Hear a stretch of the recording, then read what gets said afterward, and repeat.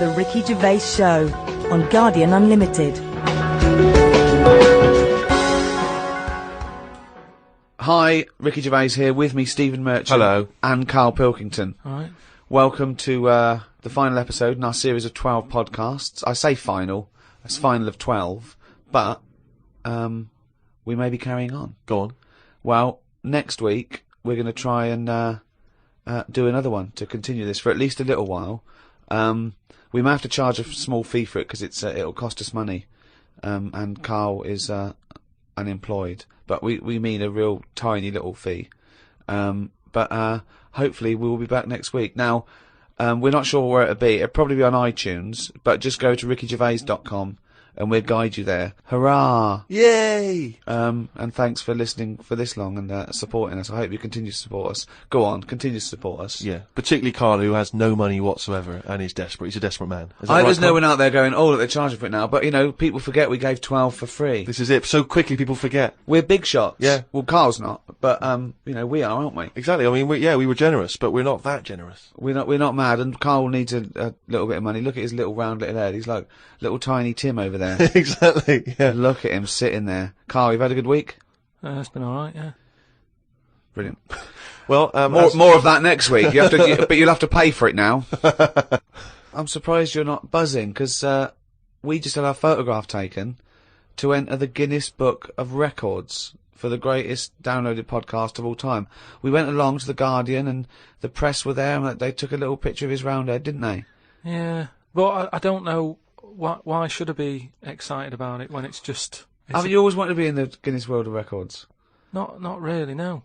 I've been looking at they presented us with the this year's, and I've been looking through it, and there's some fascinating ones. I used to get this as a kid. That's what I'm saying though. There's loads of things in there that I used to go to. Like I looked at it online the other day to see if what's on there. You click on it, the home page that you get when you click on Guinness Book of Records. It's a fellow with the most ear hair, right? It looks amazing. So that, to me, is what the Guinness Book of Records is about. Sorry, you're impressed with the bloke who just happens to have the most ear hair? No, but it's commitment. He could have shaved it off, but he didn't. He left it. Yeah, no, it's less commitment. But that just grew. We actually bothered to do a podcast. All right, forget that then. The one with the rings on the neck where they stretch the neck so their head's tall. That's commitment. If that didn't work out, he's stuck with that head, and he didn't even get in the book. You're stuck with that head, and you have got in the book, so be happy. What if it's a stitch-up? What if you're under roundest head? I'd be a bit annoyed. Why? Just because I don't... I mean, have you got a choice? Say, like, the fella with, the small man. Say if he's not happy about being small. He's trying to go about his life. He knows people are looking at him, pointing at him, going, look at him, he's tiny.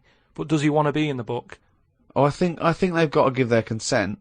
Have they? Because if the smallest wasn't willing to be in there, they'd go, the second smallest man is so-and-so, he was willing to be in here. Yeah, but the smallest one is Frank, and he didn't want to do it, so again, he's in it without wanting to be in it. No, but I don't know. He's got you there, Rick. I don't know if they do. I don't know if they go around. I think that you'd have to be complicit in it for them to measure your head and say this is the roundest head on the planet Earth.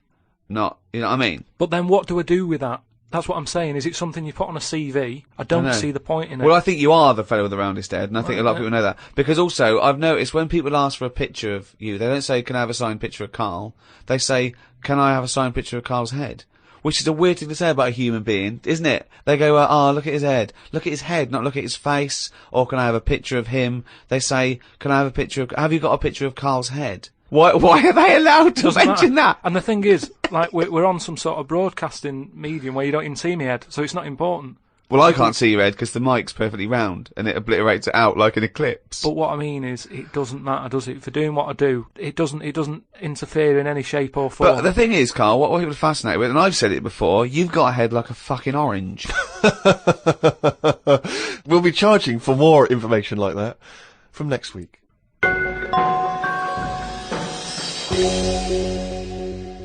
We do, of course, Rick, every week get thousands of emails. I mean, it's crazy. It takes us ages to go through them and read them. And we are going through them, we are reading them. Freddie Gerstrom from Winchester says, of course, it was recently Valentine's Day.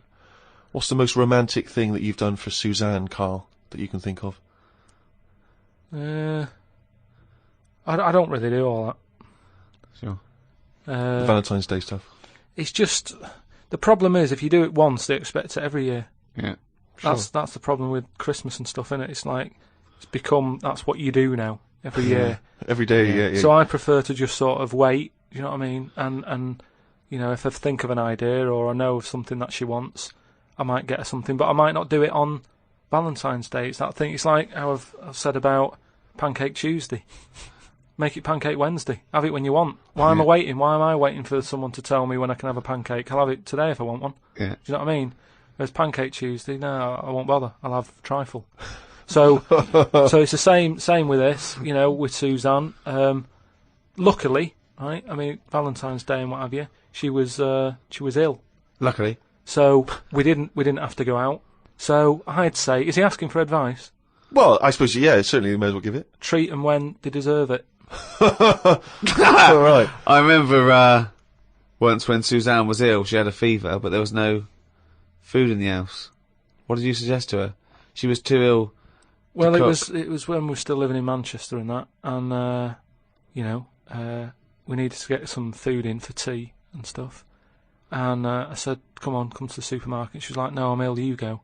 And I hate buying food. I just sort of get a bit blank when I'm looking at it. There's too much, isn't there? That's the problem. You go down all these aisles and there's just too much. So anyway, I said, no, come with me. She was like, oh, but I've got this fever, I'm hot and everything. So I said, well, come to the supermarket, you go on the frozen aisle, cool yourself down. And she did, and she said, you know, it made it worse, she was ill for another 3 days, but... How would you go about chatting up a woman in a bar? What tips could you give? I've never worked like that. It's always been like a friend of a friend and all that, and just happened to meet them, and then you know you have a chat, and then. How did you meet Suzanne? That was when I was working with her, and she gave me 20p for the hot chocolate machine. She never asked for it back. Thought she's all right.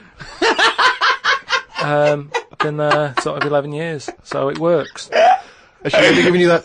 You've never given that 20p never back? asked for it back. And did you return the favour, perhaps on the next date? You buy her a Kit Kat or something? No, I don't think I did. I think word got out that she liked me and that. And what did I do? I think I did some work for her. I did some editing for her, to sort of show off my skills and that. Sure. And she was like, "Oh, you're good at this, aren't you?" I was like, "Yeah."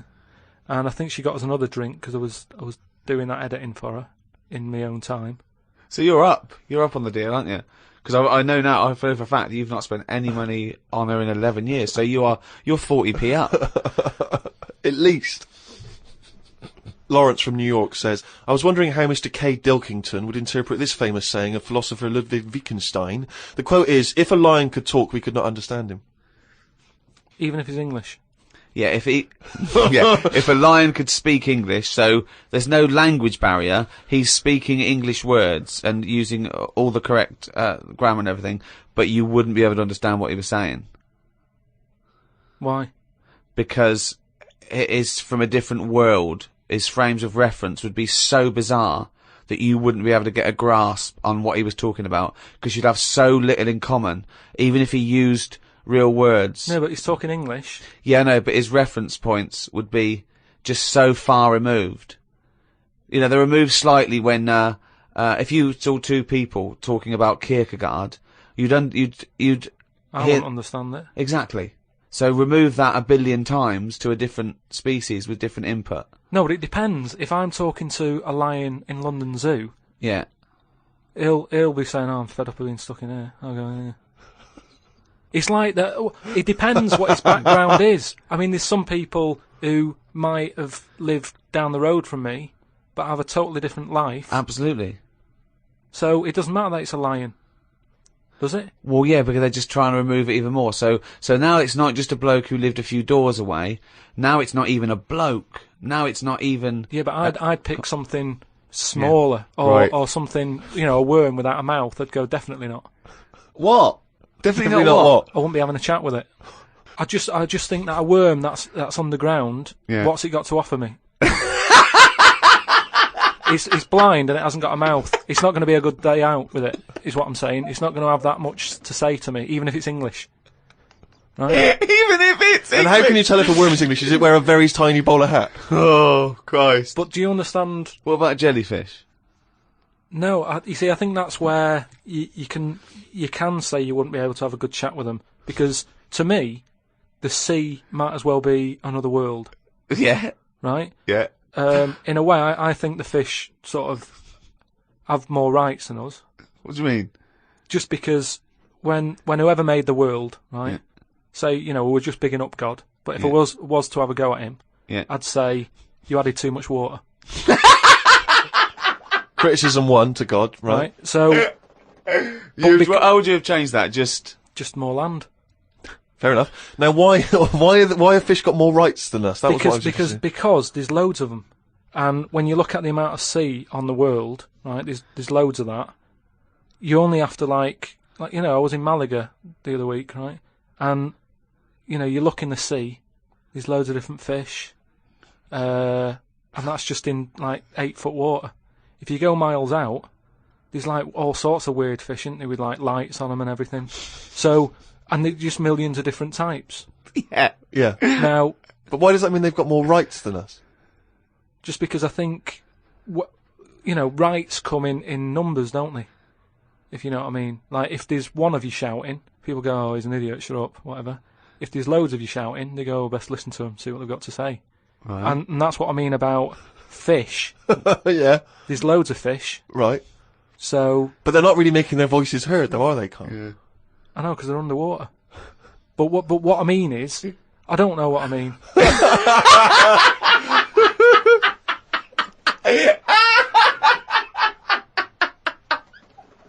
The Ricky Gervais Show on Guardian Unlimited.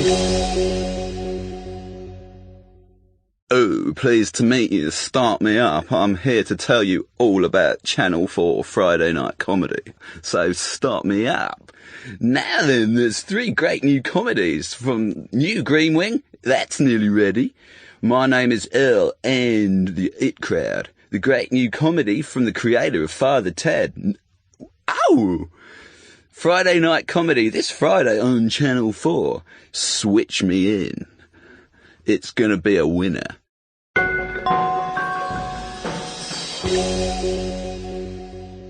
Carl, right? What do you think it's like being a crab? If you could go now, your mind into a crab, what would you see? Where would you be? What would you be doing? What would you be thinking? What would you think of all the other things? The crabs you'd see, the squids you'd see. What's it like? Do you think? I want you to. It's like creative writing. Just think. Just let yourself go. Come on. It's got to be a crab. What do you think of a slug? What do you think to be a slug? What would you do if you were transported now into a slug? What would you do? And Suzanne, you're suddenly in the kitchen, but you're a slug, and Suzanne's sort of like there, just making tea and that. How do you let her know it's you? It's impossible. I'd just chuck myself into the salt pot or something. No, because what do you do? I'd hate that. That would be horrible, that. Oh, God. Have you ever read Franz Kafka's Metamorphosis, in Don't which think a so. man wakes up and he's turned into a giant beetle?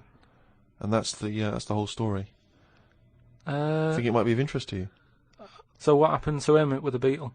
Well, I don't want to ruin it for you in case you read No, it. I but won't it's, be reading it, don't worry. He joined a pop group with 3 other people. He was brilliant. No, it's a really wonderful book. It's a kind of almost heartbreaking because, of course, he does, like Ricky's saying, he finds it very hard then to relate to other people, even though he still has the consciousness of a human.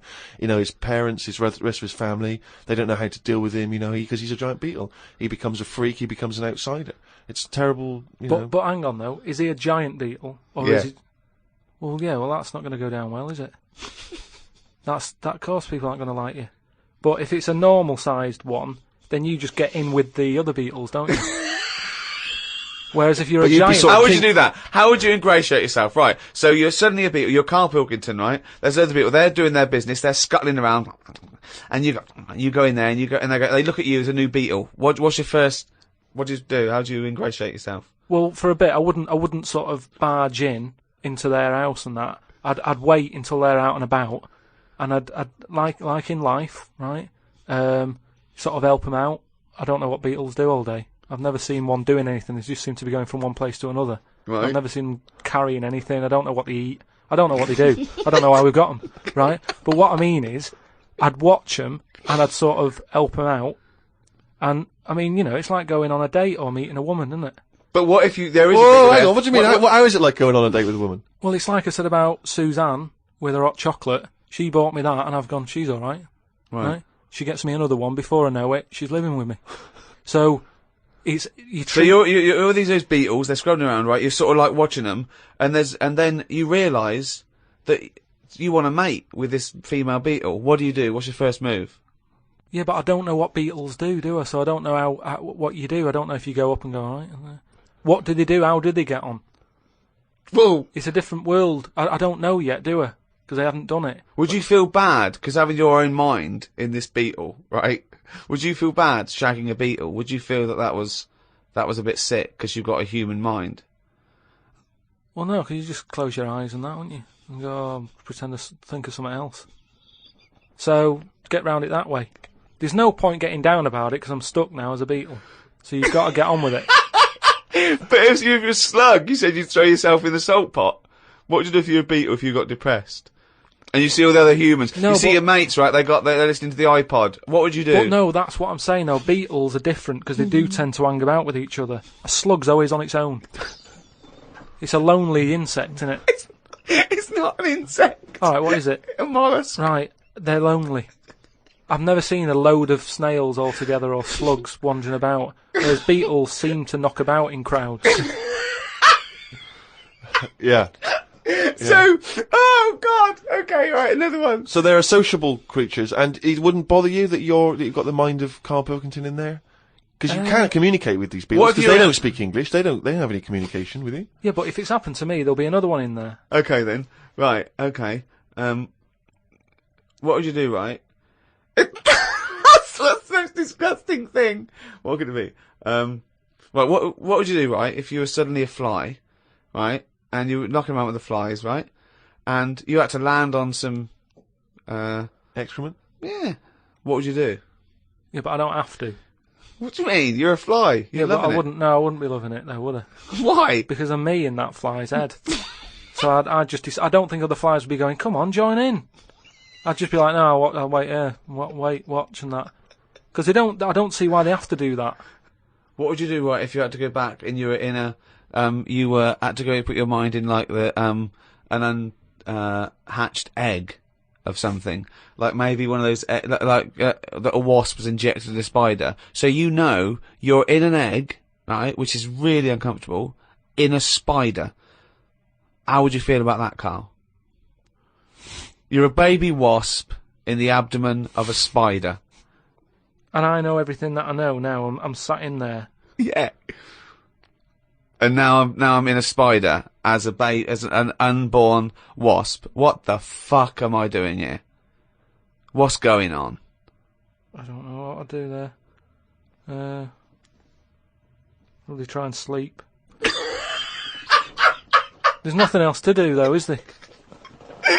I just pray to God it never happens. The Ricky Gervais Show on Guardian Unlimited.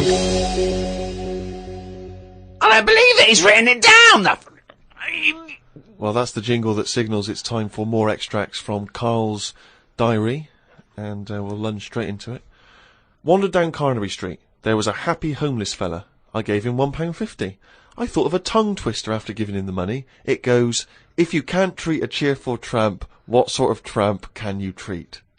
It's good, that. All Say right. it fast. If you can't treat a cheerful tramp, what sort of tramp can you treat? Good, isn't it? Good, that, yeah. You've got too much time on your hands, Carl. Learned some famous quotes to see if they are as good as my sayings. Number 1, treat every day as if it's your last. Very famous saying. Now, is that something you do, Carl? But you know, me problem with that one is that if it was your last, you wouldn't want to be doing much.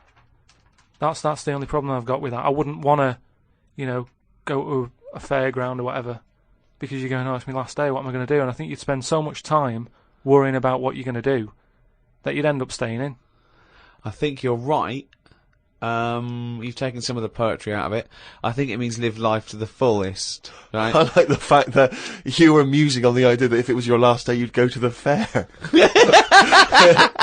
It's getting such a 19th century way of spending your final day. I know, yeah. Well, the thing is, the other thing is that, the only thing that people get depressed about in terms of sort of like, life and death is, not the knowledge that they're gonna die, but more the knowledge that they know they're gonna die when they're dying. If someone told you, no one ever knows when they're going to die. No one ever gets an illness. No one ever gets hit by a truck. Everyone passes away peacefully in their sleep, dreaming they're riding a big marshmallow, right? Then you wouldn't care about anything. It wouldn't matter when. It wouldn't matter if you died tomorrow or in 30 years' time. You'd just live life to the full. You'd have it. Every day would be great. You'd go out. You'd come back. You'd fall asleep. That would be amazing. There'd be no stress. There'd be no angsty, we're all going to die stress, because it wouldn't matter, because it would just be your life. Wouldn't it be amazing if someone guaranteed you, Carl, you're going to die in your sleep? I'm not going to tell you when. Yeah, but some people do, don't they? Well, exactly. Yeah, but we never know we're going to, because we stress. What if we get a dreadful illness? What if we, But we're almost not letting people die naturally anymore, are we? Because we're always bodging stuff up. What do you mean? Well, someone who might naturally die in the sleep aren't allowed to naturally die in the sleep because they wake them up with those electric things and get them going again and pop in a new lung or whatever whilst they're at it. That's what I'm saying. They don't just... You never hear it anymore, do you? Frank peacefully died in his sleep. No, he died on the operating table whilst we were putting in a new lung.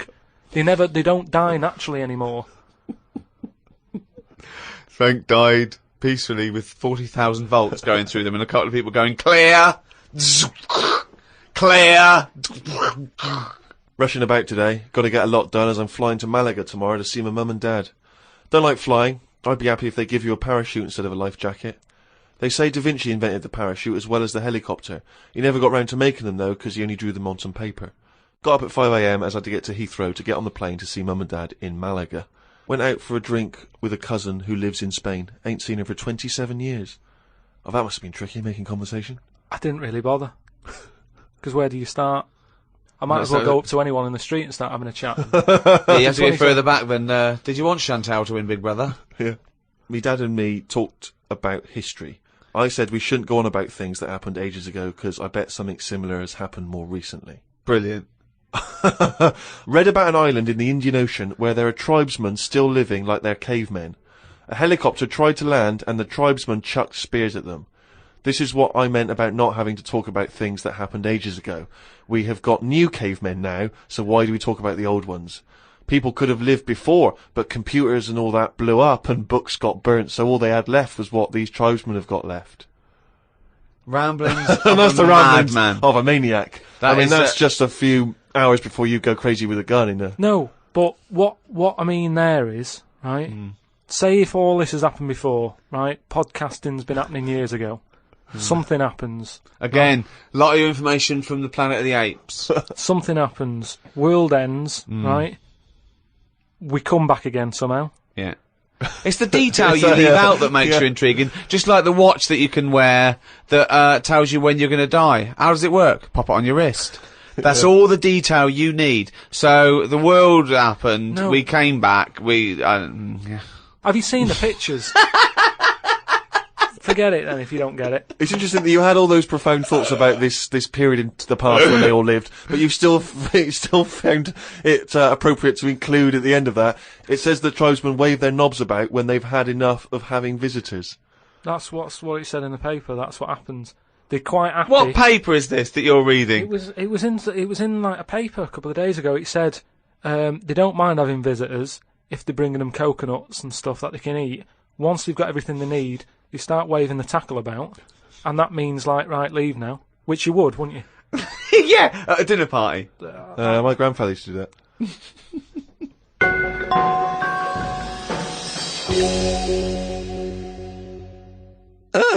Well that. now. What have we here? I'm here to tell you all about Friday night comedy on Channel 4. There's 3 great comedies. Green Wing, It's Nearly Ready, My Name is Earl, and The It Crowd. The great new comedy from the creator of Father Ted. And what have we here? Jingle, jangle, jingle, jangle as it happens. Friday night comedy, this Friday on Channel 4. Switch it on. Now then, well now, the young man. Well now then, well now then, young man.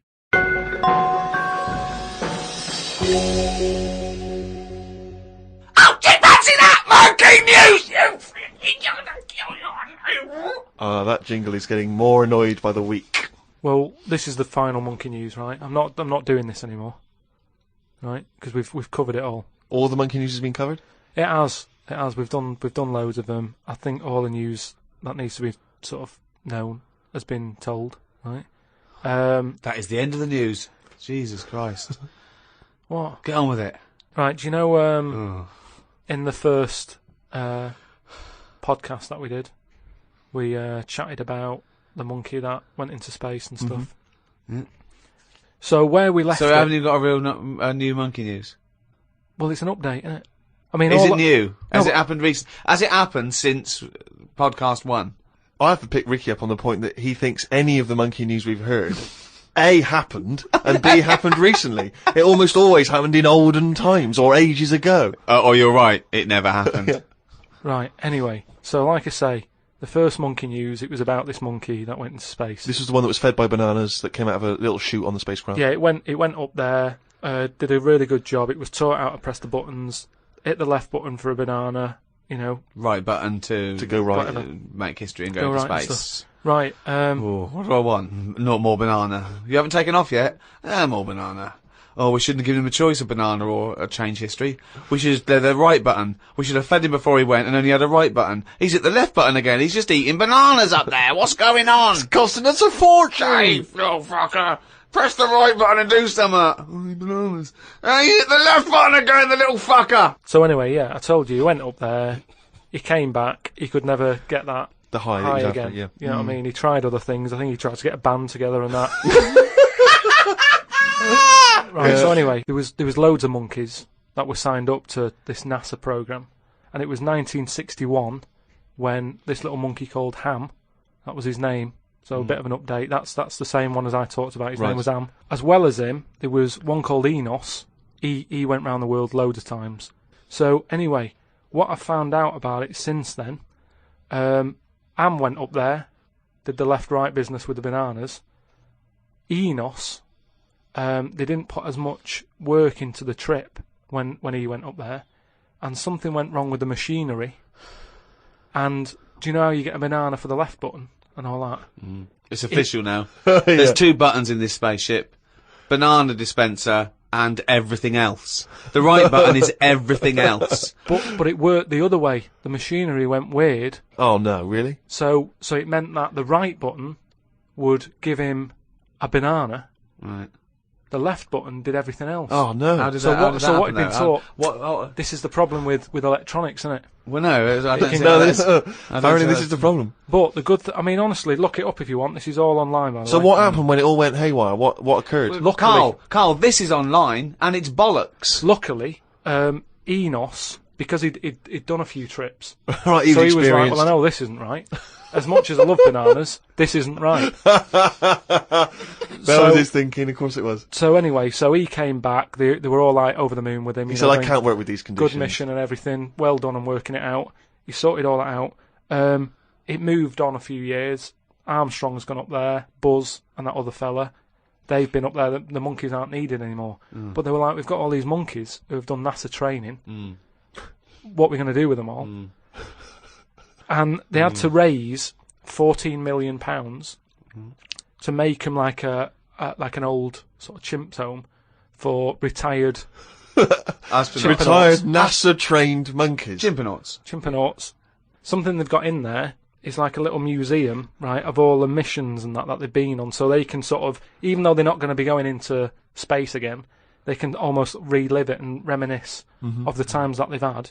And They're reminiscing with each other, are they? just sort of going, chatting oh, about the remember old that times. time when it all went wrong, the button became the left when it should have Yeah. been the right and all the rest of Yeah. it. They just, you know, sort Talking of about old times, talking yeah. about old times and what have you, like old people like to do. Sure.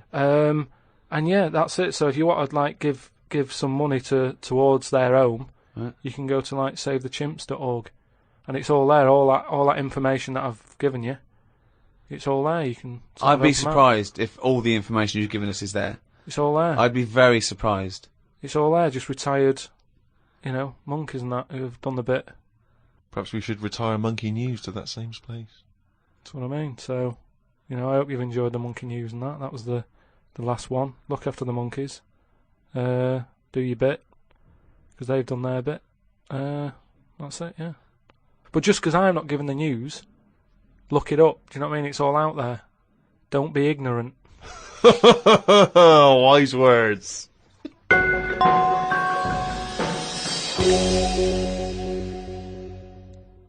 Thank you so much for listening to these 12 podcasts. I've really enjoyed it. I know Steve and Carl have. This podcast was, as usual, hosted by Positive Internet, the world's #1 podcast. Next week, a brand new podcast. We have, as I say, we have got to charge a little bit for it because it does cost money to host. And please keep listening. It is going to be very little, and Carl needs your money. If you could see what I see now, he's just looking at me with his. He just needs stuff, don't you, Carl? What do you need? What do you need? Just something more than nothing.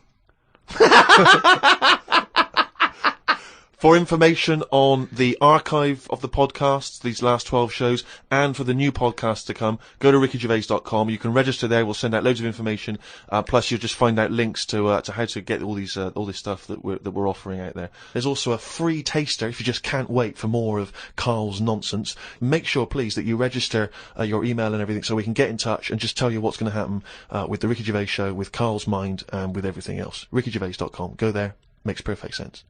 It's the end of an era, but the start of a new one. It's almost seamless in a way, isn't it? The end and the beginning. But Carl, what do you think about that? How things end and new things begin? Well, I suppose you've got to have an end for a beginning, so it's just a bit odd that we've got an end and having a beginning. But that's science for you. The Ricky Gervais Show on Guardian Unlimited.